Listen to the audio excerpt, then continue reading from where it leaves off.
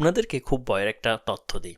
আমরা যে ঢাকা শহরে বের হলে জারের পানি কিনে খাই না, সেই জারের পানির 75% ইকোলি নামক এক ব্যাকটেরিয়া পাওয়া গেছে। এই ব্যাকটেরিয়াটা মূলত থাকে পায়খানার সাথে, অর্থাৎ আমরা যে মল ত্যাগ করি সেখানে এই ইকোলি ব্যাকটেরিয়াটা থাকে।